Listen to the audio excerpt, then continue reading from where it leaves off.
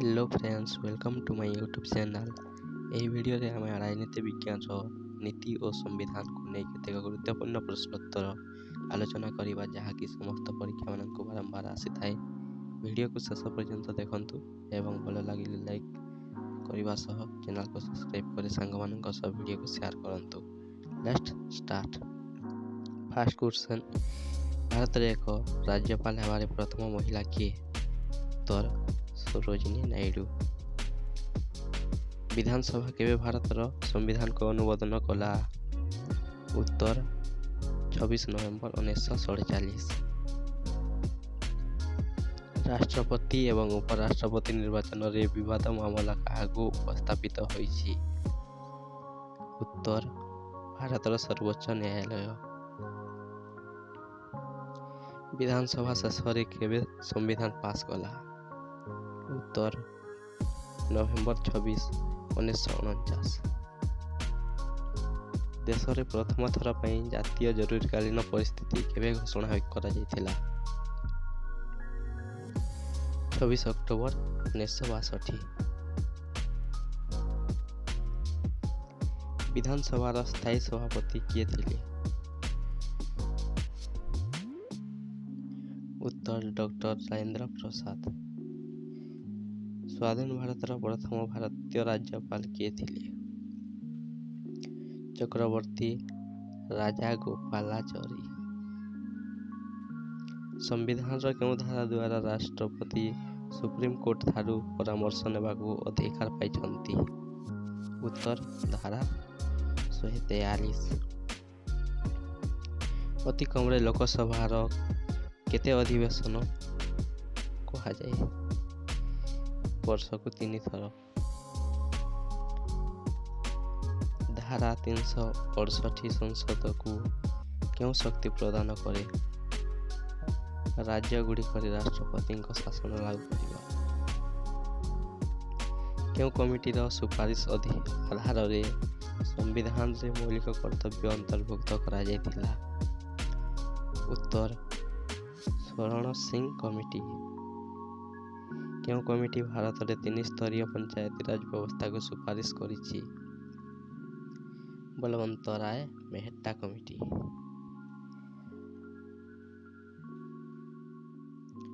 କେଉଁ ରାଜ୍ୟରେ ପଞ୍ଚାୟତ ରାଜ ବ୍ୟବସ୍ଥା ନାହିଁ? ଉତ୍ତର ଅରୁଣାଚଳ ପ୍ରଦେଶ। 1953 ଖ୍ରୀଷ୍ଟାବ୍ଦରେ ଗଠିତ ରାଜ୍ୟ ପୁନର୍ଗଠନ ଆୟୋଗର ଚେୟାରମ୍ୟାନ୍ କିଏ ଥିଲେ?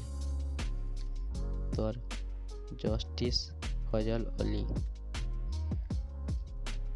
ବିଧାନସଭା ବର୍ଷରେ ଅତି କମରେ କେତେ ଅଧିବେଶନ ଅନୁଷ୍ଠିତ ହେବା ଆବଶ୍ୟକ? ଉତ୍ତର 2। ଯେତେବେଳେ ରାଷ୍ଟ୍ରପତି ଏବଂ ଉପରାଷ୍ଟ୍ରପତିଙ୍କ କାର୍ଯ୍ୟାଳୟ ଖାଲି ଅଛି, ତେବେ ଭାରତର ରାଷ୍ଟ୍ରପତିଙ୍କ କାର୍ଯ୍ୟାଳୟ କିଏ ରଖିବ? ଭାରତର ପ୍ରଧାନ ବିଚାରପତି। ମୁଖ୍ୟ ଭିଜିଲାନ୍ସ କମିଶନରଙ୍କୁ କିଏ ନିଯୁକ୍ତି କରେ? ରାଜ୍ୟପାଳ। କେଉଁ ହାଇକୋର୍ଟର ଏହି କ୍ଷେତ୍ର ଉପରେ ସର୍ବାଧିକ ଅଧିକାର ଅଛି? ଗୁଆହାଟୀ। କେଉଁ ଆର୍ଟିକିଲ ଦ୍ୱାରା 6 ରୁ 14 ବର୍ଷର ପିଲାମାନଙ୍କ ପାଇଁ ଶିକ୍ଷା ଅଧିକାର ଏକ ମୌଳିକ ଅଧିକାର ଭାବେ ବିବେଚନା କରାଯାଇଛି? ଧାରା 21A ରେ। ଭାରତୀୟ ସମ୍ବିଧାନର କେଉଁ ଧାରା ଜାମ୍ମୁ କାଶ୍ମୀର ରାଜ୍ୟକୁ ବିଶେଷ ମାନ୍ୟତା ଦେଇଥାଏ? ଧାରା 370। ରାଜ୍ୟରେ ରାଷ୍ଟ୍ରପତିଙ୍କ ଶାସନ ଲାଗୁ ହେଲେ କେତେ ଦିନ ମଧ୍ୟରେ ସଂସଦରୁ ଏହାର ଅନୁମୋଦନ ଆବଶ୍ୟକ? 60 ଦିନ। ଲୋକସଭା ବାଚସ୍ପତି ତାଙ୍କ ଇସ୍ତଫା କାହାକୁ ଦାଖଲ କରନ୍ତି? ଉତ୍ତର ଲୋକସଭାର ଡେପୁଟି ବାଚସ୍ପତି। ହାଇକୋର୍ଟର ପ୍ରଧାନ ବିଚାରପତି କିଏ ନିଯୁକ୍ତ କରନ୍ତି? ରାଷ୍ଟ୍ରପତି। ଭାରତରେ 5 ବର୍ଷର ଯୋଜନାକୁ କେଉଁ ସର୍ବୋଚ୍ଚ ସଂସ୍ଥା ଅନୁମୋଦନ କରୁଛି? ଉତ୍ତର ଜାତୀୟ ବିକାଶ ପରିଷଦ। କେଉଁ ହାଇକୋର୍ଟରେ ସର୍ବାଧିକ ବିଚାରପତି ଅଛନ୍ତି? उत्तर अल्लाहाबाद। राज्यसभार बैठक किए अध्यक्षता करती? उपराष्ट्रपति। बलवंत राय मेहता कमिटी क्यों सिस्टम सहित जड़ित? पंचायती राज। संविधान धारा 40 राज्य को निर्देश देता है ग्राम पंचायत संगठित करंतु बोली।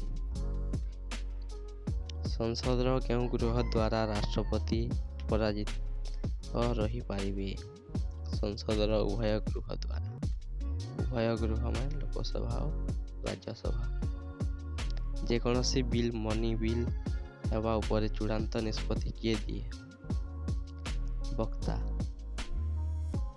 उपराष्ट्रपति निर्वाचनी कॉलेज रे किए अंतर्भुक्त? राज्यसभा एवं लोकसभा सदस्य माने। सूचना अधिकार क्यों राज्य रे प्रযোज्य नुहे? उत्तर जम्मू कश्मीर। लोकसभा एवं राज्यसभार दुईटी अधिवेशन मध्य सर्वाधिक समय व्यवधान कौन रहबा उचित? 6 मास। विधानसभार अस्थायी सभापति किए थिले? सच्चिदानंद सिन्हा। वर्तमान भारत रे केते राज्य विधान परिषद अछि? 7। BR 1932 मसीह अम्बेडकर एवं महात्मा गांधी मध्य स्वाक्षरित पूना चुक्ति रे कौन व्यवस्था थिला? हरिजन संरक्षित सहित मिलित निर्वाचन मंडली। क्यों प्रबंध रे अर्थ आयोगर संविधान पाई व्यवस्था अछि? धारा 280 रे अर्थ आयोगर संविधान पाई व्यवस्था अछि। भारतीय नागरिक माननकु दिया जाइथिबा मौलिक अधिकार पर कोन स्थगित रखा जाय परिबो?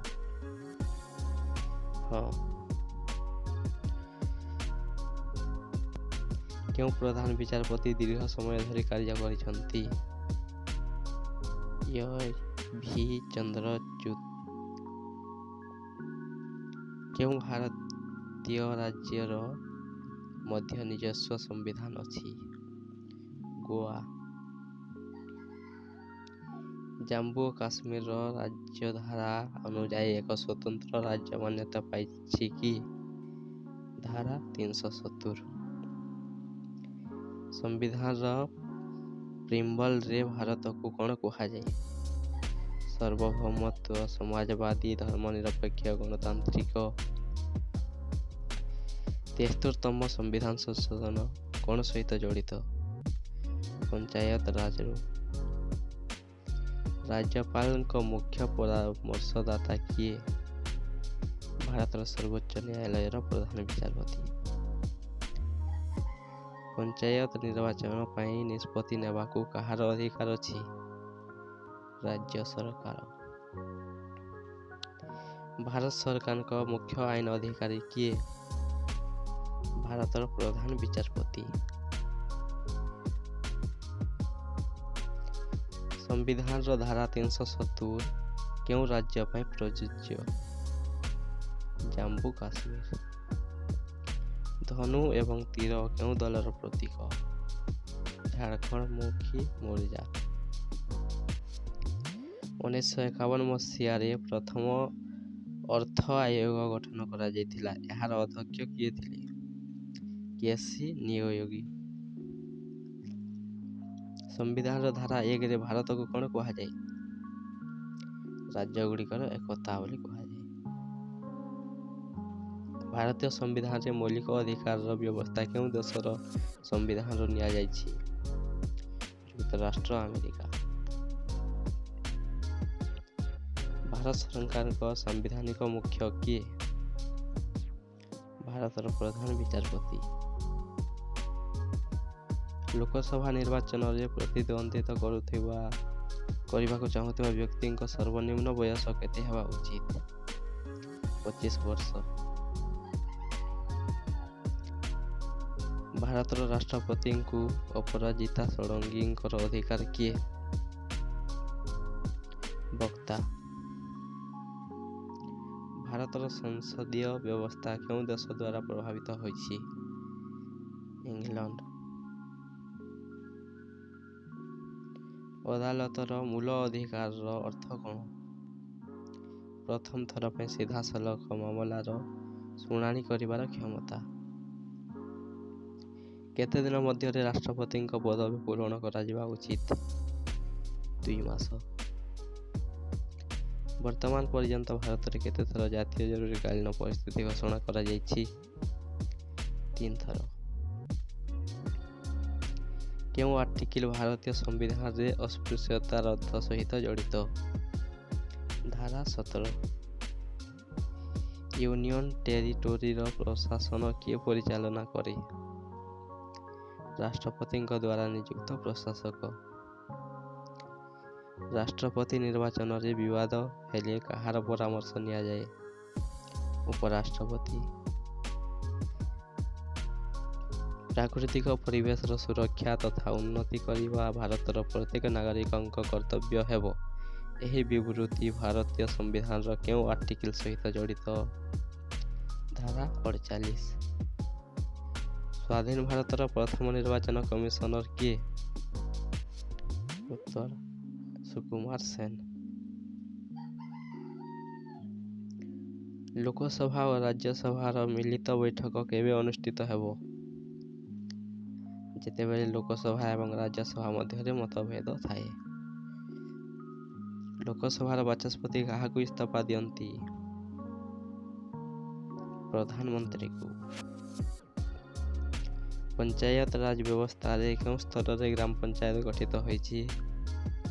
ସହର ସ୍ତରରେ।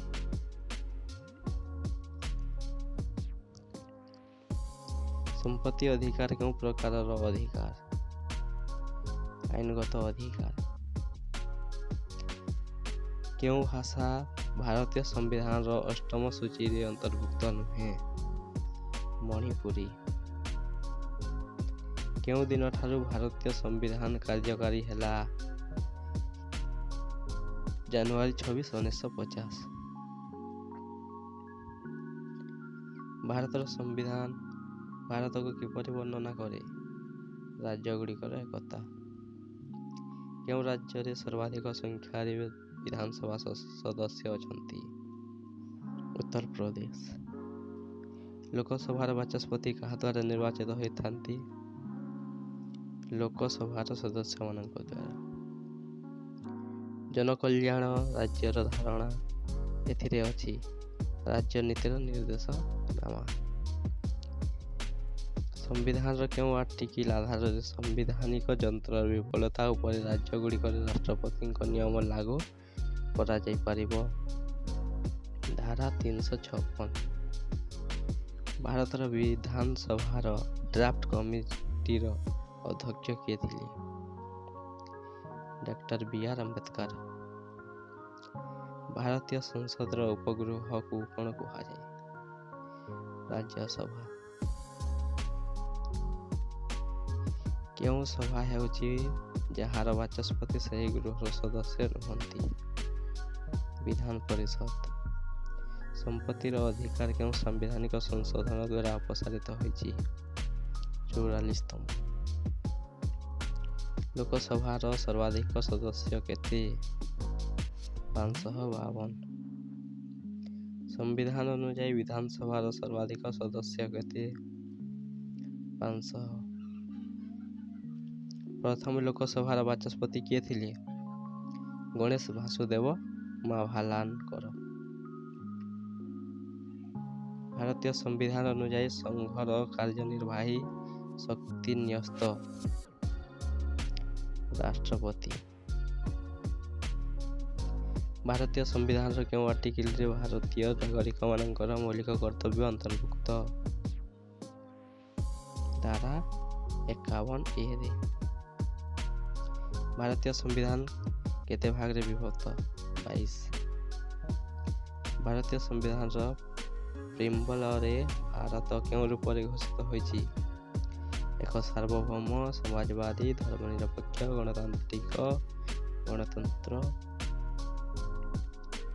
ସ୍ୱାଧୀନ ଭାରତର ପ୍ରଥମ ପ୍ରଧାନମନ୍ତ୍ରୀ କିଏ? पंडित जवाहरलाल नेहरू। वर्तमान भारतीय संविधान अनुଯାयी संपत्ति अधिकार कौन? आईनगत अधिकार। विधानसभार स्थायी सभापति किए थिले? डॉक्टर राजेंद्र प्रसाद। नीति आयोगर पूर्वतन ऑफिशियल चेयरमैन किए? प्रधानमंत्री। केउं राज्य रे साधारण हाईकोर्ट अछि? गुजरात एवं ओडिशा। भारतीय जूनियर शक्ति कहा उपरे अछि?